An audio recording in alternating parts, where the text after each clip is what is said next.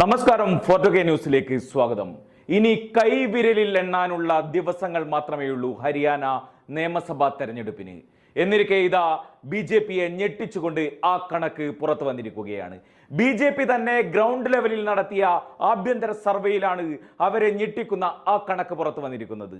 63 സീറ്റുകൾ ഏറ്റവും കുറഞ്ഞത് കോൺഗ്രസ് നേടി ഹരിയാനയിൽ BJP ഭരണത്തിന് അന്ത്യം കുറിക്കുമെന്നതാണ് പുറത്തു വരുന്ന റിപ്പോർട്ടുകൾ.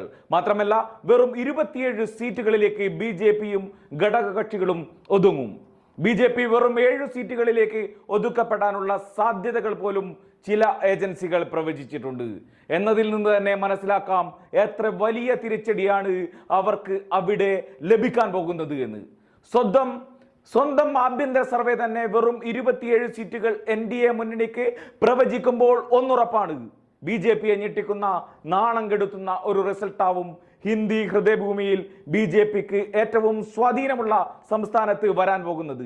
ഏകദേശം 2 മാസം മുൻപ് പുറത്തു വന്ന എക്സിറ്റ് പോളുകളിൽ കോൺഗ്രസ് കഷ്ടിച്ച് കേവല ഭൂരിപക്ഷം നേടുമെന്നതായിരുന്നു റിപ്പോർട്ടുകളെങ്കിൽ 1 മാസം മുൻപേ നടന്ന സർവേയിൽ 50 മുതൽ 55 സീറ്റുകൾ വരെ കോൺഗ്രസിന് ലഭിക്കുമെന്നായിരുന്നു പറഞ്ഞത്.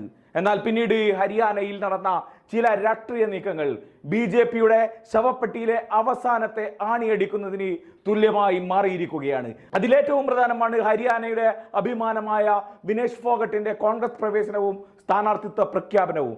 തങ്ങളുടെ മകൾ എന്ന് ഹരിയാനക്കാർ പറയുന്ന കോൺഗ്രസിൽ വന്നപ്പോൾ വലിയ അപവാദ പ്രചരണങ്ങളാണ് BJP സൈബർ അനുയായികൾ ജനങ്ങൾക്കിടയിൽ അഴിച്ചുവിട്ടത്. ഇതെല്ലാം BJPക്ക് തന്നെ വലിയ തിരിച്ചടിയായി മാറുമെന്ന കാര്യത്തിൽ യാതൊരു തർക്കവുമില്ല. തെരഞ്ഞെടുപ്പ് കയ്യെത്തും ദൂരത്തെത്തി നിൽക്കുമ്പോൾ ഇതൊക്കെ നമുക്ക് മനസ്സിലാക്കാൻ സാധിക്കും. എല്ലാ മേഖലകളിലും BJPക്ക് തിരിച്ചടിയാണ് സർവേ പ്രവചിക്കുന്നത്.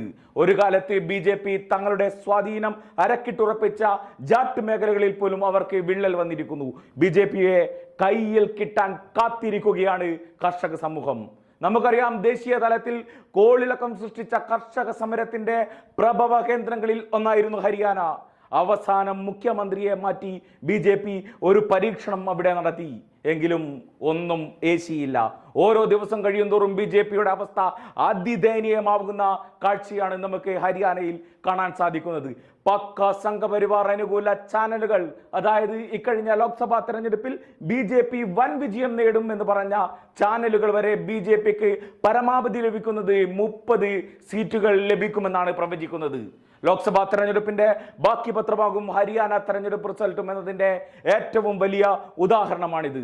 അനിവാര്യമായ പതനത്തിലേക്ക് BJP അടുത്തു കഴിഞ്ഞു എന്നതിന്റെ ഏറ്റവും വലിയ അടയാളം അത് തന്നെയാണ് ഹരിയാനയിൽ നിന്നും ഇപ്പോൾ പുറത്തു വരുന്ന ഈ വാർത്തകൾ നൽകുന്ന സൂചനകൾ.